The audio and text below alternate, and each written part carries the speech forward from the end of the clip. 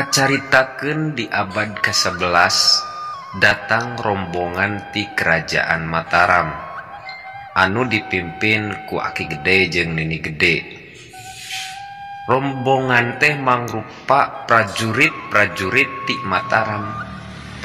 Kusabab kasaktianana maranehna diusir ku kerajaan, sabab para petinggi kerajaan sieun kasaingan tanding lamun eta Aki jeung Nini Gede masih keneh aya nu sabuderan kerajaan Mataram mah. Geus lila ngalakonan akhirna nepi ka Batu Hiu. Aki jeung Nini Gede istirahat. Nalika istirahat si Aki nitah ka rombongan titah neangan lauk jang dahar rombonganana. "Hei barudak, gacang neangan lauk."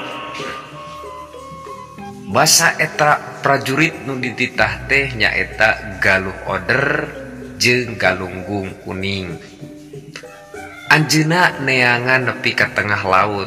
Nu akhirna eta prajurit nu duaan tadi menangkeun lauk anu kacida gedena.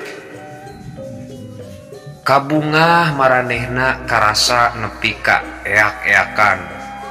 Tuluy we dibawa ka sisi basisir pikeun diasakan ku rombongan nu sejina. Tapi saacan eta lauk diasakan, eta lauk ditingali heula ku Aki jeung Nini Gede. Saprak eta ditingali ku Aki jeung Nini Gede, manehna ngarasa reuas. Ningali lauk badag nu miboga sisit kasar jeung heura. Aki jeung Nini nyebut lauk hiu.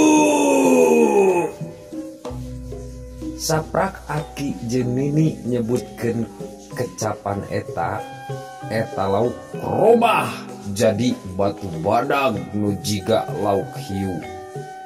Tah ti saprak harita eta lembur katelah we Batu Hiu nu ayeuna eta lemur tepatna di Desa Ciliang, Kecamatan Parigi, sakitar 14 km ti daerah Pangandaran.